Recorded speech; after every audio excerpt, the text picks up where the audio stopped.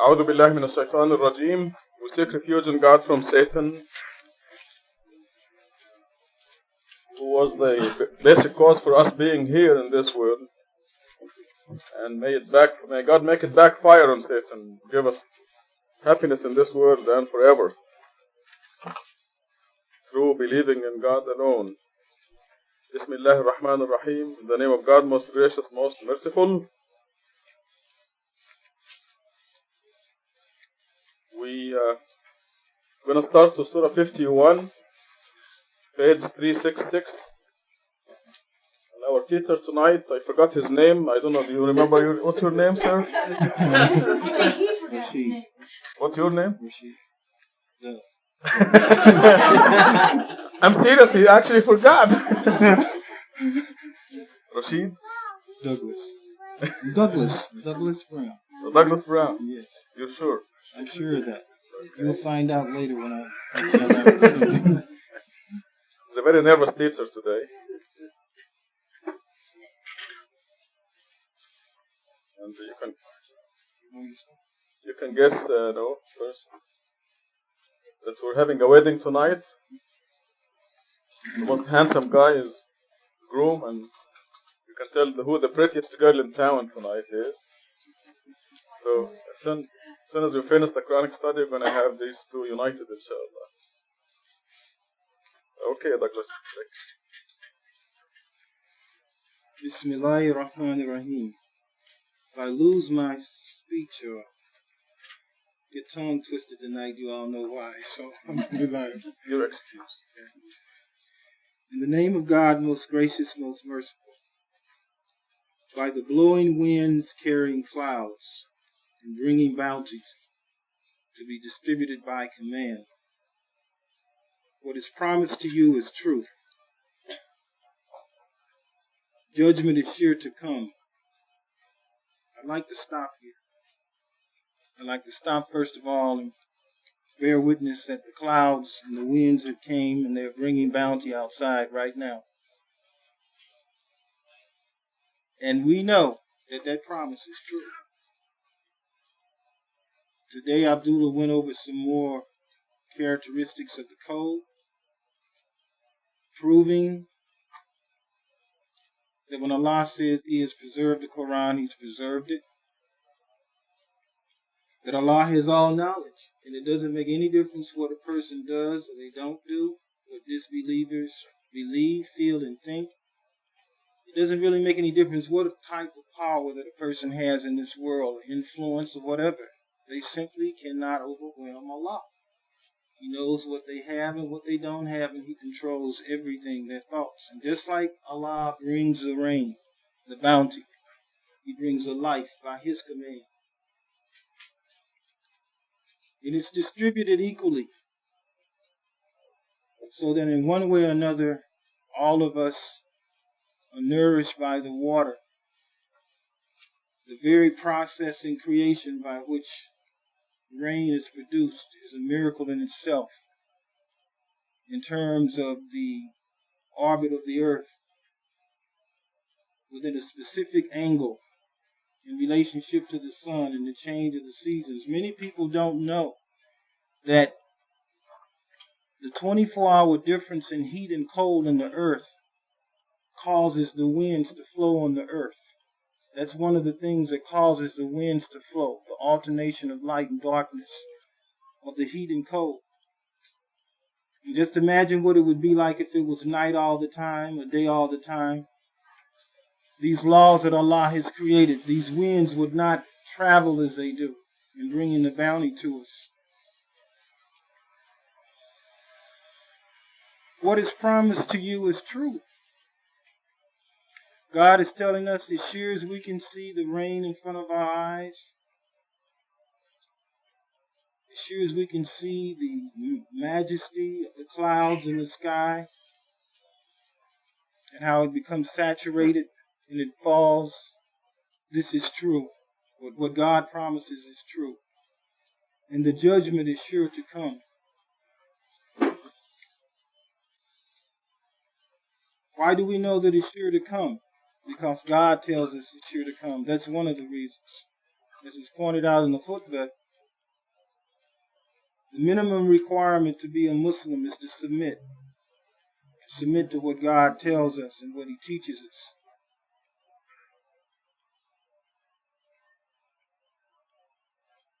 One of the most recent discoveries concerning the time of the Day of Judgment was made the other day by Mahmoud and I think Sister Ihsan and Emily. Surah 72, verse 27 speaks to the fact that only Allah gives His messenger any knowledge of the past, present, or future. Only the messengers that He chooses may be given certain information concerning the past or the future. What Mahmoud and Sister Ihsan and Emily had done was they took the geometrical value, I guess it's a geometrical value of the name Rashad and the name Khalifa, and the surah number and the verse number. And they put these numbers in the series. Just like Abdullah showed us today when we saw the chapter and the verse and the chapter, he put them in a straight line and it's divisible by 19. So not only do we know that God's messenger is given the knowledge of the future, we also know that God will that His messenger of the covenant be given knowledge of the future. And if people say, well, there are millions of individuals named Rashad, okay, because you can just take the value of the word Rashad and put it next to chapter 72, next to verse 27, and it too is a multiple of 19. But there is only one Rashad Khalifa. Confirmation of the time of the Day of Judgment and what God promises us is true. Despite the perfectly created sky, you dispute the truth. The stars, the sun, the moon, these clouds, how Allah keeps the oxygen and hydrogen, how He keeps certain gases within the Earth's atmosphere, how He prevents things that are dangerous and harmful to us from entering the atmosphere, how ever since He created the earth, the cycle of rainfall has not changed, the evaporation, precipitation. None of this has changed.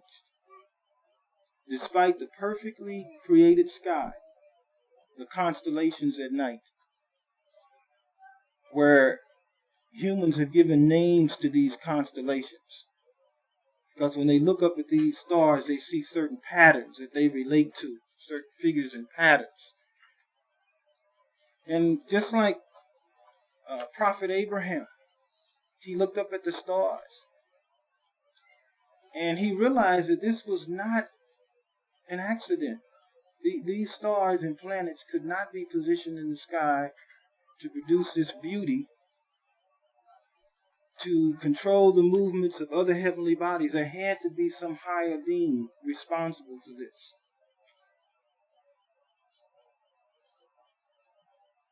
And God tells us in the surah, despite these signs, these magnificent signs that are right before us, when we turn on the faucet, we have a sign. We drink it. Without it, we die. Let alone look at the sky. There is dispute. There is confusion.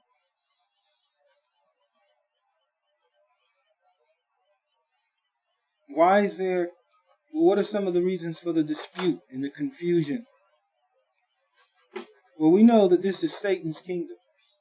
He's incompetent. He thought that he could be a god. He entertained thoughts that he could run a universe, a world, with creatures. And God put him to the test. And his incompetence, along with individual decisions, intentions, create this doubt. Although Satan was very incompetent, he is also a master. He is a master deceiver. He's extremely powerful. He's a hypnotist, or whatever names we want to use. He retained the power and ability to mislead us. And he has dedicated himself to that. That's his purpose for existence. To mislead as many of us as possible, to keep us disputing about the truth and confused. We know many times in areas where there are droughts, they will spray the clouds, they will seed the clouds in an effort to make it rain. Seeding the clouds in itself does not make it rain. There's no conclusive proof at all in the first place that seeding a cloud will make it rain or not, because Allah still controls the processes by which it rains. But what man learns is he learns some of the laws and principles governing rainfall. But he forgets the lawmaker. He learns laws, he learns rules, but somehow Satan has hypnotized him where he can't make the logical connection between the law and the rule and the lawmaker and the ruler.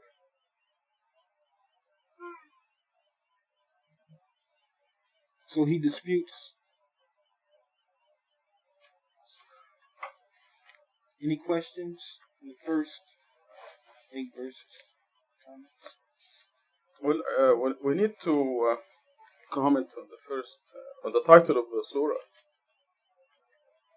You know, a believer appreciates God differently from people who are unaware or who are not strong believers. You can see here that the title of the surah is the winds. And we learn from the first few verses that the winds, their main job is to carry clouds that bring bounties. We need that water. So in order to appreciate God and these simple words, just imagine yourself sending 10 astronauts to space. You sending 10 astronauts to space, and you tell them, okay, you're going to be out there for 3 years, and when you need water, I made an invention in the spaceship, so there'll be these clouds on top of you, and they will give you water. You're sending them into space. And you devise that system that will give them water, clean water. When they pollute the water they have on the spaceship, it's gonna, one of the number one purification processes is distillation. So when they pollute their own water, it's gonna evaporate, it's gonna be pure water and come down again. So you tell them that, so to assure them that they will have enough water supply for 3 years, or 5 years, 10 years, whatever you're sending them. Just imagine that. See, God sent this spaceship with 5 billion astronauts. You and me, we are astronauts. That's right. And God gave us this system. God devised this system where the water evaporates and then comes down by the wind, drives the clouds here. How far are we from the ocean? We're far from the ocean. But these clouds came to us from the ocean by the wind. It's a traveling system. And then it sends down pure water. You appreciate God if you imagine sending 10 astronauts in space and you tell them, I'm going to give you the exact percentage of oxygen for you to breathe. Now in 1967, we were technologically advanced people. In 1967. But we put 3 astronauts in a capsule in an atmosphere of 100% oxygen. Pure oxygen, right? To breathe. And all it took was a spark. And the 3 astronauts were combusted. Ed White, Gus Grissom, and Roger Chaffee.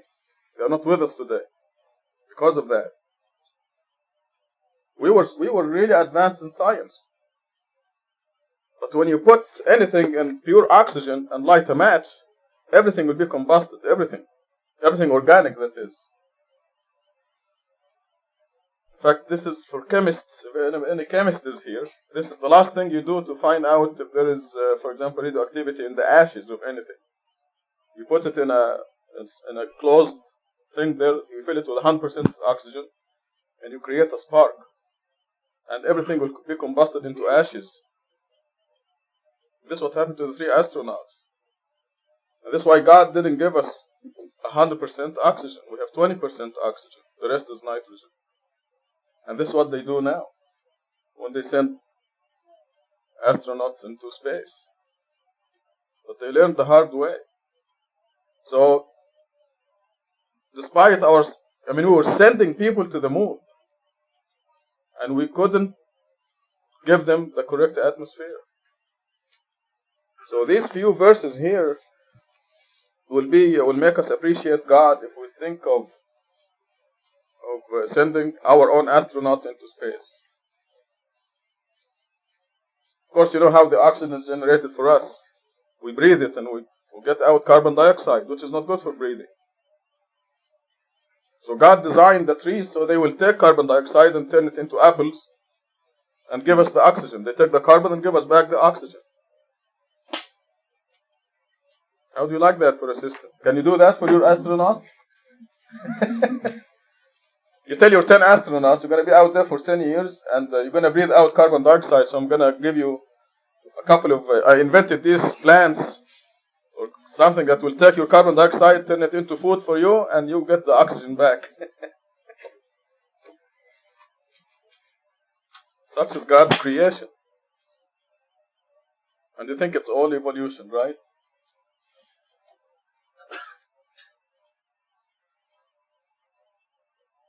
Are there any questions on these winds and the rains, bounties? We're talking only about the 5 billion human beings. You forget the 10 decillion ants and the about 200 billion mice. Ahsan.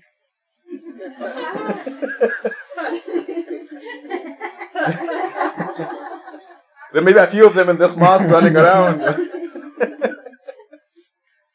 The name scares her, that's why I said. Okay, back to Douglas. Yes, Kat.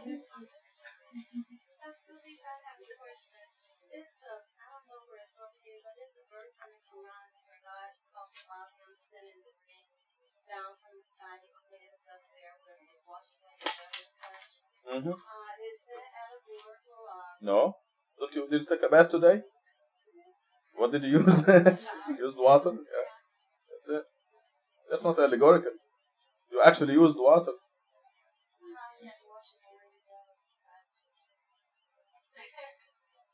Oh. The verse says removes the devil's touch. Well, I have to think about that. No, it's in the Quran, yeah. Yeah. Well, I can think of a few things. I think your translation is different. I think that understanding is perfect translation. I think your translation is that he removes the devil's curse and sends down water to cleanse you or something like that. So it's not connected, yeah. Okay.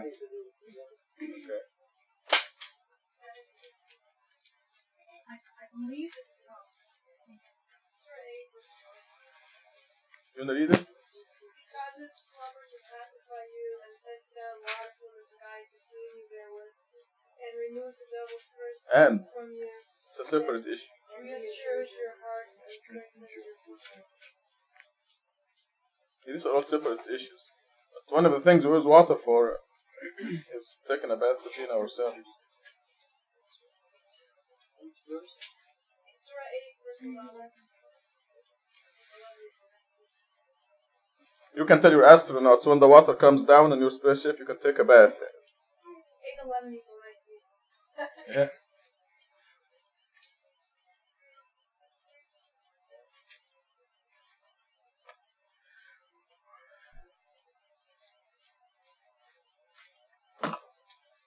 George. Go ahead. However, taking advantage of his nervousness. However, deviating are those who are supposed to deviate. Woe to the falsifiers, who are heedless in their blunders. They ask, when is the day of judgment? That is the day when they suffer in hell. Taste your retribution. This is what you defiantly challenged. As for the righteous, they have deserved gardens and springs. They receive their Lord's blessings in return for their works. Rarely did they sleep the whole night. At dawn, they used to implore for forgiveness. A portion of their monies was set aside for the needy and deprived. In the earth there are signs for those who are certain, even within yourselves. Do you not see? In the heaven is your provisions and everything that is promised to you. By the Lord of the heaven and the earth, this is as real as a fact that you speak. In verses 9 through 23, God is telling us in verse 9 that the deviators are doing exactly what they're supposed to do. And one of the reasons why they are supposed to do this is because they've chosen to do it. They have chosen to follow Satan instead of submit to God alone. They've chosen to deviate, and because they deviate, they're going to meet the consequences of it. And the consequences of it, as we know, are hell. And we know in this so-called modern age, scientific age, people like to appear what they think is intelligent or have scientific minds. So there are a lot of people, you say, you believe in heaven and hell? Well, I don't know. I'm not too sure about that. There's not too much proof about it. Some people like to pretend as if they need more information before they can be confident that there is a day of judgment. Well, if you say there's a day of judgment, when is it coming? Well, now they've asked the question. They continually ask the question. And God knows they were going to ask the question, and now they've received an answer.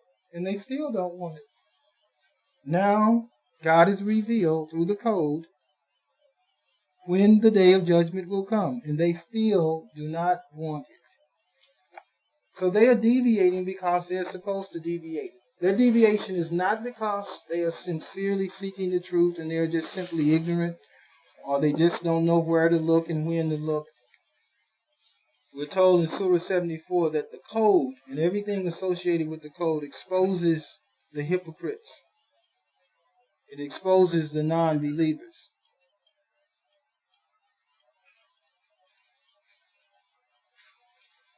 You know, as we grew up and we were children, or every now and then we may, for example, like we driving down the street or the road and we'll see a warning sign, don't turn left. Somebody say, you better be careful, don't walk that way anymore. We're surrounded by warnings. We don't take them all with the same degree of seriousness. Many of them we totally ignore. We feel, well, it's not going to happen to me. And this is the way these disbelievers and falsifiers are. When they're warned about the day of judgment and they're warned about hell, to them, it doesn't make me any difference. God says in the Quran, the human being is prone to only believe in what is in front of his face. He only wants to believe what he thinks he can feel and touch in front of his face. And one of the things that I was thinking about the other day is when we went along with Satan and didn't come out and declare that only God is God and that He is absolute, we were then put in this world. We could no longer stand the presence of God because we entertained doubt in His power. And when we were brought into this world, our bodies were made visible to us.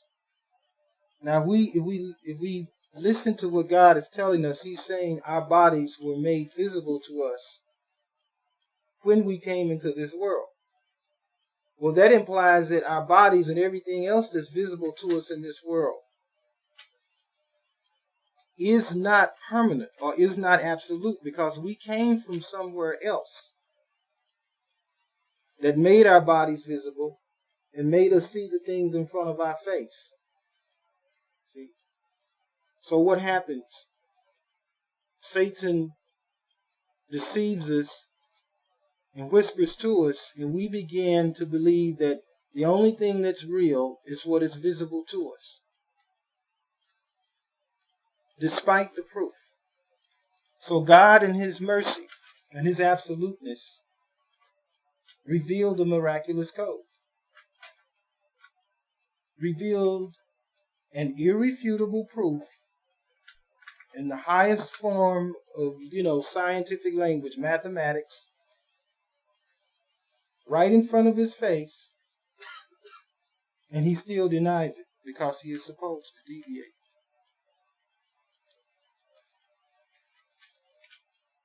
And we see that as a result, the people, the falsifiers, have to taste their retribution, and they will suffer in hell because they defiantly challenged all of the signs of God. They defiantly challenged the revelation. They defied and opposed God's messenger.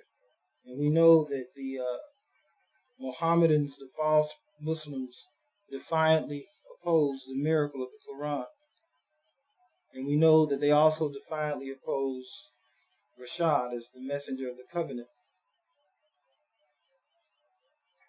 In contrast to these people, the righteous will be rewarded. And as we know, the descriptions of heaven and hell in the Quran are allegorical. They are termed in ways that make us think of pleasure and contentment and happiness, life, fruit, well-being, gardens with water, springs, and flowers and food. But we know that we cannot describe heaven or hell.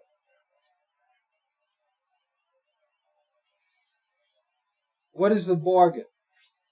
What is the bargain for those who are righteous, who heed the signs of God? They receive their Lord's blessings. There is obviously no greater bargain, but only a believer is guided to see that. Only a person who submits and desires to submit to God is guided to recognize that that is the greatest bargain, that is the greatest promise possible in this world. And it's not free. We're told in the Quran, do not think that you are going to be allowed to say you believe without being tested. We all have to go through tests in life, different circumstances, situations, to increase that belief.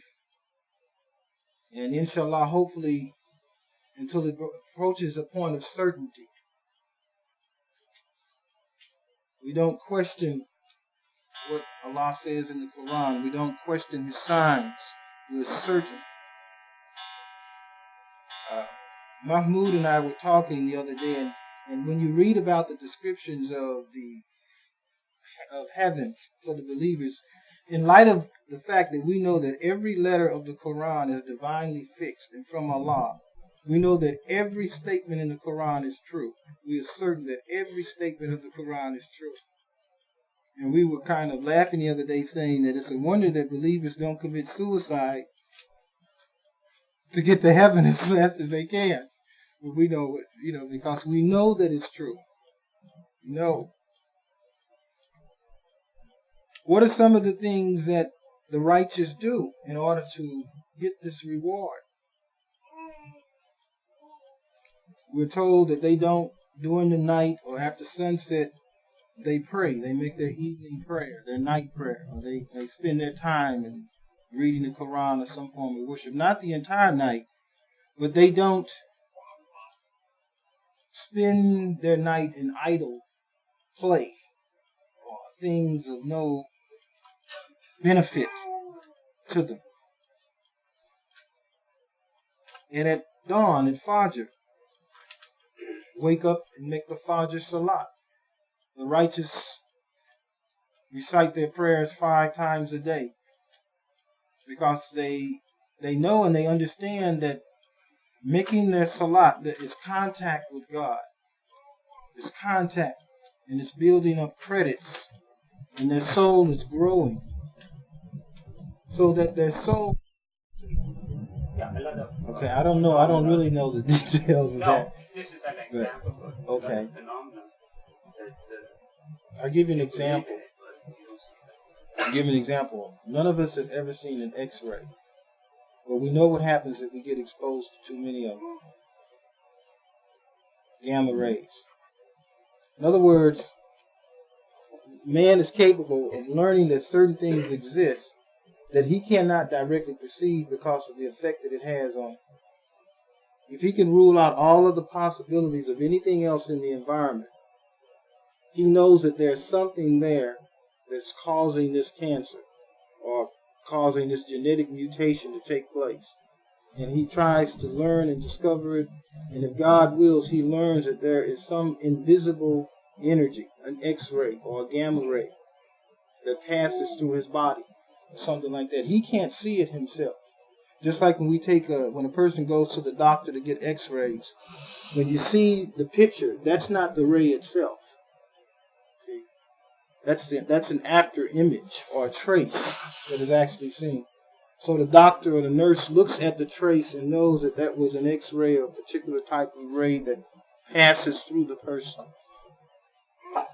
So one of the ways we know that, well, obviously this is a proof that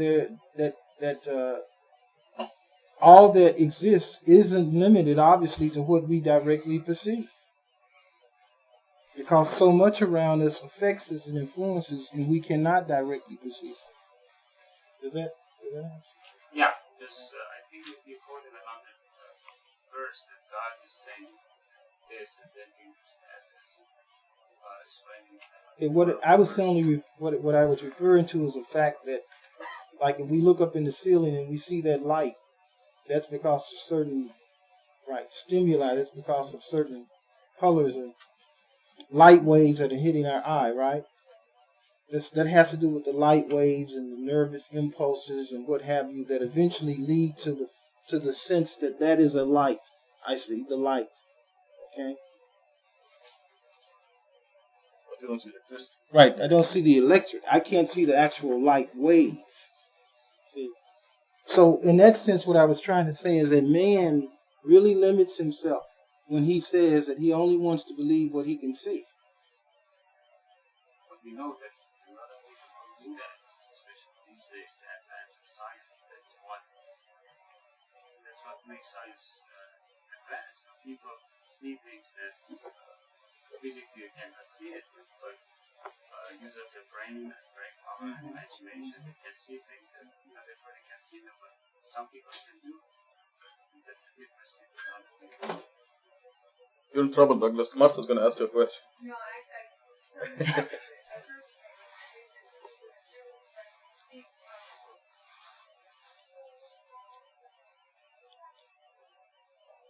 actually, I maybe sort of using this with guys here and ourselves, but we know so much about a lot of things, but we have no idea what is the process whereby we hear each other speak and somehow understand what that person is saying. Zero, absolutely nothing. We know that it happens, but we don't understand what mechanism the ear receives these waves and then somehow takes these waves and translates them to something that then goes into our brain. We just don't know. We have no idea how this thing happens. And we do it. 4-year-old children do it. 2-year-old children do it. I mean, language is just amazing. One that people don't understand. This is mentioned specifically as a great miracle in the Quran, the language. Just go to Europe and We don't doubt it. where We don't doubt the fact that it's speaking. within a radius of 50 miles, not 50, 20 miles in Europe, you can come across 15 languages. Around Czechoslovakia, Hungary, Austria. Within Czechoslovakia, there are several languages. And it's just amazing how these people understand each other, but these people don't understand them, they understand each other. And Even if we it's a all miracle. know the same language, it's Still amazing. an incredible miracle and a mystery to us that this point in our understanding, we just simply don't have the beginning of the understanding of how that process happens. God willing, someday we will understand. God will bless us with that. But for all of our participation and understanding, we don't understand even the first thing about the simplest thing that we start doing when we're 2 years old. Some people even speak Turkish. Exactly. It's like with math, it's like it's a language, but it's universal. Right. Like one and one equals 2. You know, Math is about audible, yes. the first major sense that we develop in the womb is hearing. Hearing is almost fully developed in the womb before birth. Before birth. It's amazing you remember that.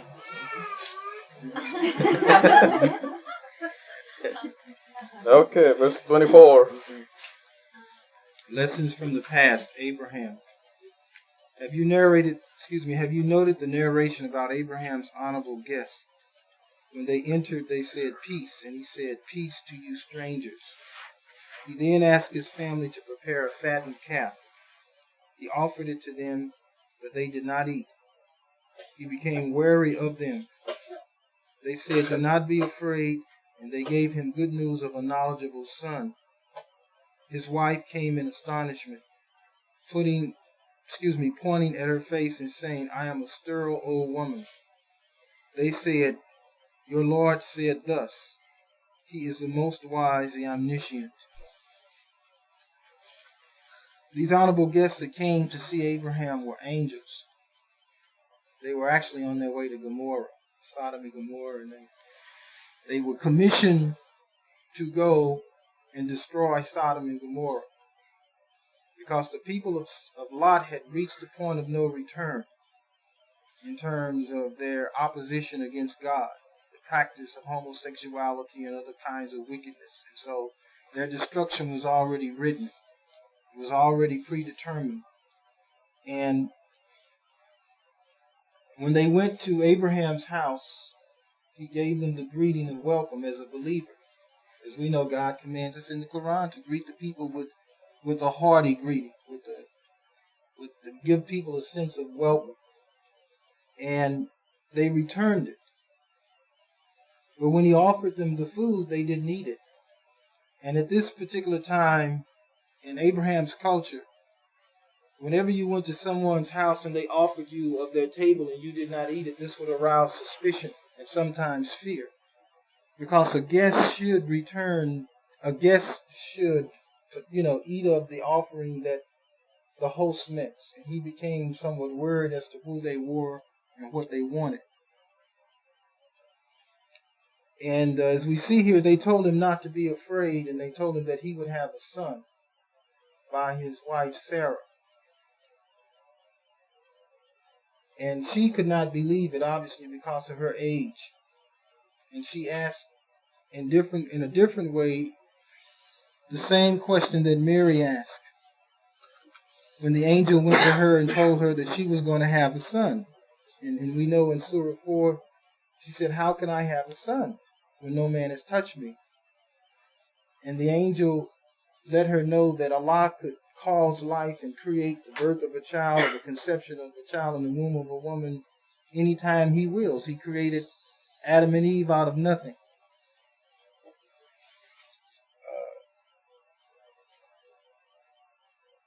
And I think this was Isaac. Right. Okay, this was the birth of Isaac. And this was a miracle as well. The birth of Isaac was a miracle.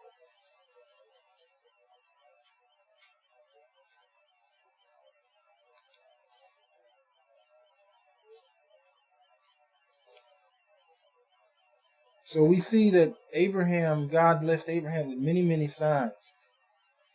We know that in the Quran, God told him to place 4 pieces of a bird on different hills. 4 birds. 4 birds on different hills, and call them together, and they would come. Many pieces of 4 birds. Here we have his wife having a child well beyond the age which is normally possible for a woman to bear a child. we have the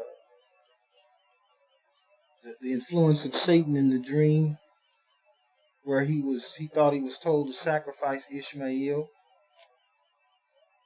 We also have the miracle when Abraham's father was such a wicked, he was so defiant, so arrogant, and so wicked when Abraham confronted him that he actually built a fire to cremate him,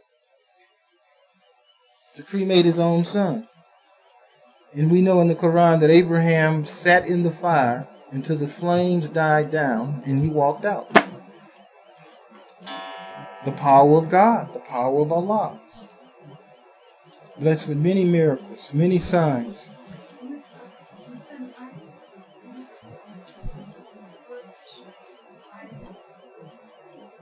No, Ishmael.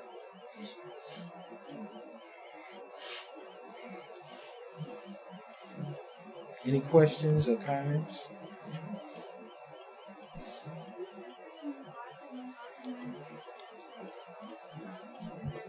There you said it. His only son. Isaac was never the only son. You said the truth right now.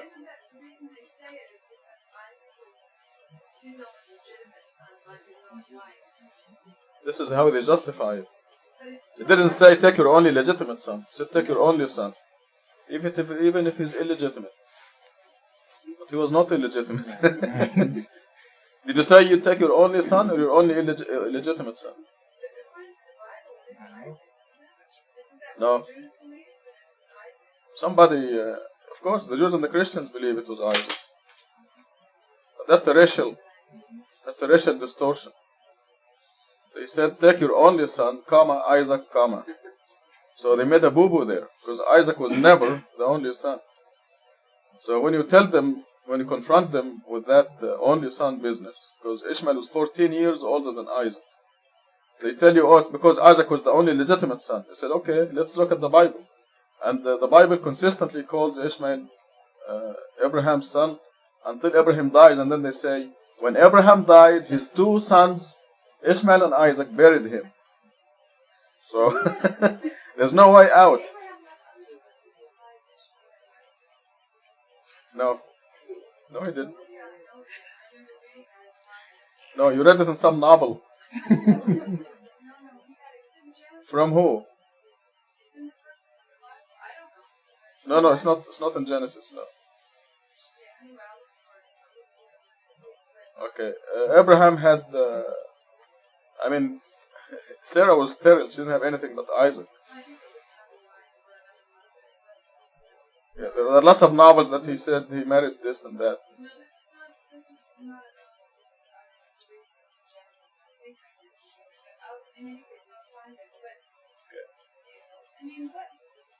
If you had any other children, they're irrelevant because the Quran and the Bible mention only Ishmael and Isaac. Nobody else. His two sons. And that would be an internal contradiction because there is other mention of other sons in that right in the Bible. I don't think so. I don't remember. But anyway, this is the verse in Genesis 22. In Genesis 22, around 25, it says, when Abraham died, his two sons, Ishmael and Isaac, buried him. So Ishmael was Abraham's son. He was the only son of Abraham for 14 years. Isaac was never the only son.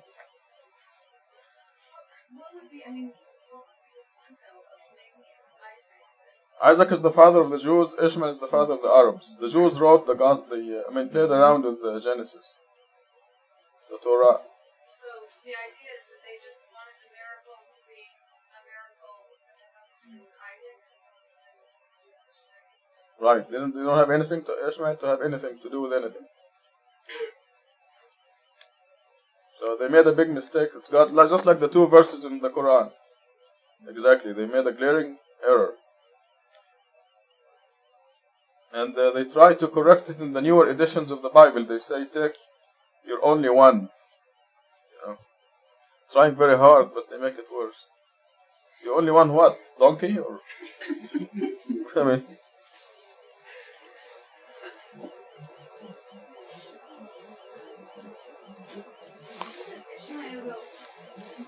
that Ishmael believed God commanded Abraham to send them away. It was just another town. It was just another town.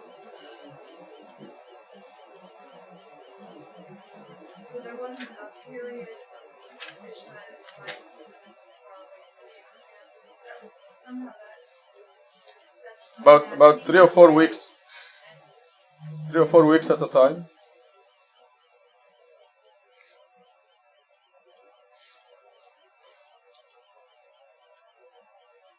Okay, back to practice. And 31. Sodom and Gomorrah. Abraham said, "Where are you going, O messengers?" They said, "We're being dispatched to guilty people. We are to shower them with stones of clay, marked at your Lord for the transgressors." We then delivered all the believers. We found only one house of Muslim submitters therein. We set it up as a lesson for anyone who fears the painful retribution. Abraham knew that they were messengers of God, that in this context angels are messengers of God. They carry warning, they carry the revelations, the knowledge, and they also carry out commands from God. It's interesting in terms of the earthquake in Armenia. After the devastating earthquake, they had a lot of people on the news conjecturing, and one of the major conjectures they came up with was that Armenia is an earthquake fault. It's a fault area. They began to conjecture. I mean, there's nothing wrong with theorizing, but what we find is that when these disasters take place, most people don't, well, at least the people who are allegedly the ones who are so-called experts or the people who are paid to give their opinion, they make no mention of God. That doesn't mean that some of the people don't, but they seem to be locked up or blocked out at any suggestion that there is a greater power at work that causes these devastations, let alone produces the bounty and benefit. They refuse to believe that there is a God, an intelligence, that this is by design, that there are laws and rules. They want to believe that it's either by haphazard, you see, or simply due to some malfunction or something off in the earth's structure, just as an example. And the messenger angels were dispatched to the people of Sodom and Gomorrah, and we know that they were showered with volcanoes, tremendous earthquakes, and volcanic eruptions. And it completely destroyed that area of land, totally. It was so much devastation, fire, and heat that we know that the salt plains, it created miles of salt plains where there has been tremendous heat. And it's proof in verse 34 that these types of disasters are commanded by Allah, and the people who die in these disasters are already determined. They're already identified. In other words, only God controls the time of death, and also people who are disbelievers are identified by God. And this is one of the things we see in verse 34, marked at your Lord for the transgressors. That these stones, volcanic ash, this heat, this lava, all of this was marked. No transgressor, not a single transgressor could leave Sodom and Gomorrah. Just a small family of believers who were with Lot were saved.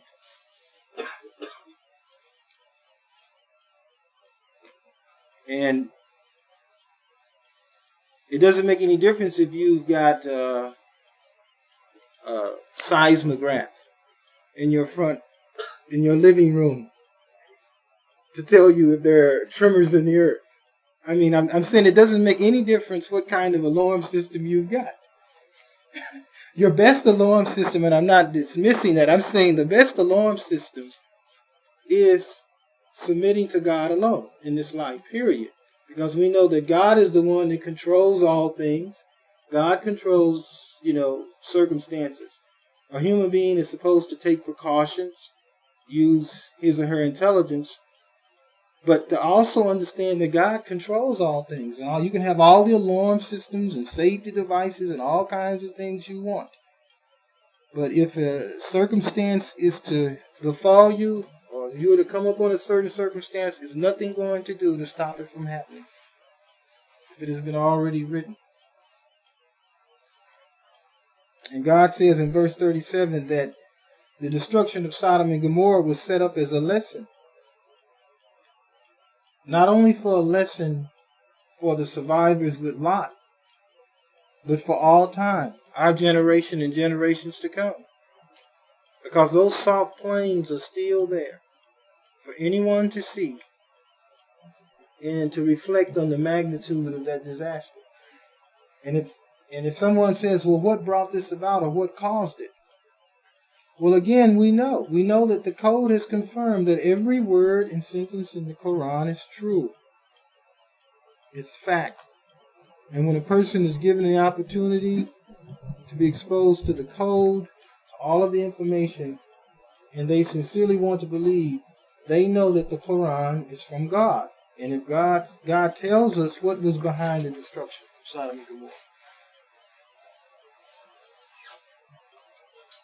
Are there any questions and comments? I was listening to the news before I came here, and in Armenia now they're celebrating Christmas, 2006. And during the service they were saying, they were comparing it with Noah's Ark, saying only the believers are saved, nothing in the earth is permanent. You know, it was just interesting. They were talking about, Jesus and all this. They don't learn, do they? Haven't learned a thing. People bring the destruction on themselves. We know that with Sodom and Gomorrah, they were all corrupted beyond reform.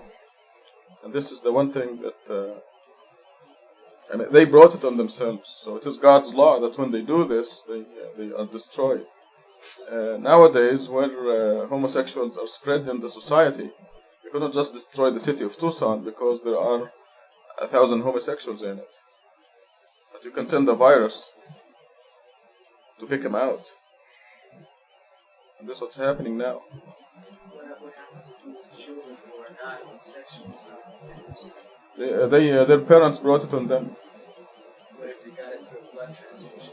Right, they brought it themselves. Their family take the children out of God's protection. So this is what happens. It's actually a blessing for the children after all. But whatever disaster happens is because the parents remove their children out of God's protection.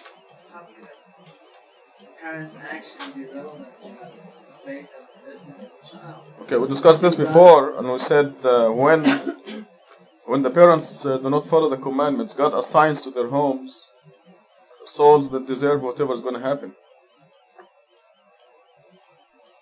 The children are not so innocent as we think.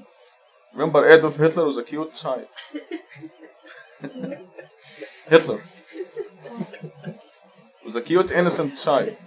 But God knew in advance that he's going to be a tyrant. So was Gaddafi.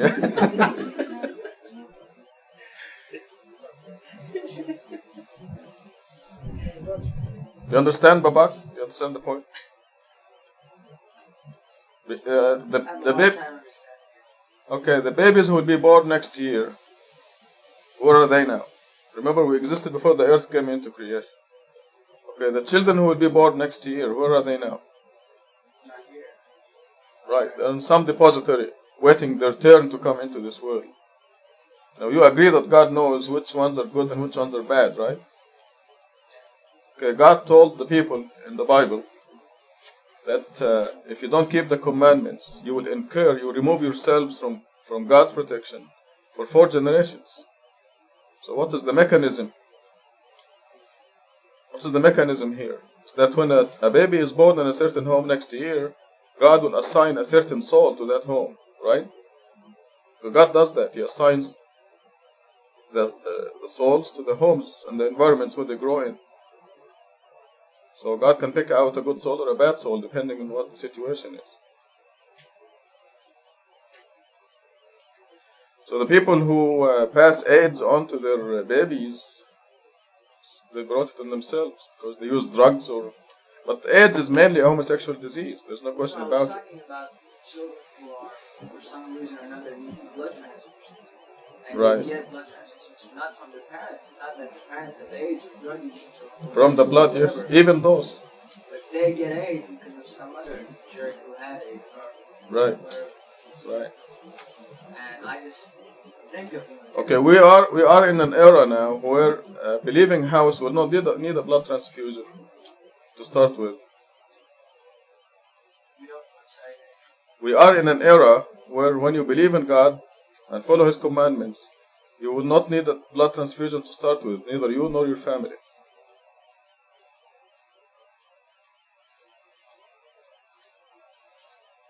Maybe difficult to fathom, but this is God's promise throughout the Quran. I'm sorry, I don't mean this doesn't happen. But if you go outside the street and there's an accident, you lose some blood and Well, that's what I'm saying. This will not happen to start with.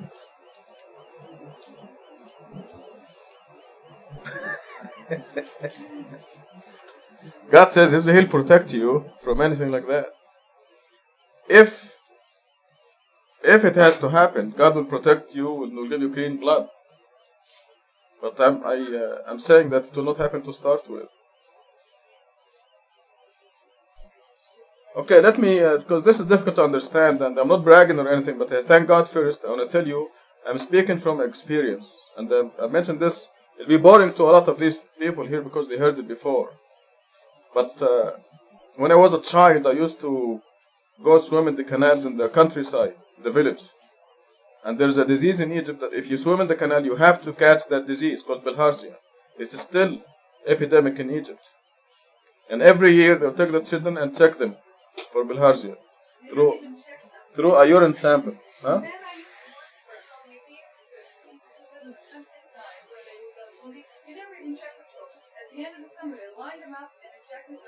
Right. Well, they asked them, yes. They never even bothered checking. Right. They just did it. Lined them all up and gave them a shot. These are the ones they knew they swam in the canal, right? Well, I was living in a city, so they checked all the children, at least in my time. We took a urine sample and check for bilharzia. And every time I'll come out negative. And they'll ask me, did you go to the village this summer? Yes. Did you swim in the canal? Yes. Okay, now they send the nurse with me to make sure that I'm giving them a urine sample, not a faucet. Not a sample from the faucet. They'll go with me and they'll take the sample and they'll be negative. And they'll go home and my father will ask me, did they check you for bilharzia? I say, yes. He said, what did they find? He said, nothing. And my father shook his head. It's God's protection. So I learned that from an early stage. So you can live in the virus, live in the germs, and God will protect you. So I guess God knew that I'll be passing this information on to you. And before I do anything, I thank God for His protection. Then I'm talking to you from experience. It will not happen. When you're a believer, it will not happen. You will not catch AIDS. You will not need transfusion. You will not have an accident. You don't even get traffic tickets, depending how good you are. You will get these as pinches whenever you do something wrong. But for as long as you are sincerely searching for God, God will give you time, will protect you until you make a decision. Your decision would be to remain in God's protection or step out of God's protection. So, it's your decision. God left it in our hands. But I'm saying that everybody dies at some time. That's right. Every one of us is going to die. Yes. For one reason or another, accident, That's cancer, right. whatever. Yeah, but And it's going to happen. So yes. Well, death is not a disaster. Death, that was in Egypt. no, death is a fact of life. I mean, each one of us. Now, the impression that I'm getting is that you're saying that God is going to protect us from all That's right. evil and all harm. That's right. And as long as we believe nothing harmful is going to come to us. But at the end, maybe at the age of 90, 95, 100, or whatever, Yes. we're going to die. And we're going to Yes. die of something. That's right. We're not going to stop. No, but there are different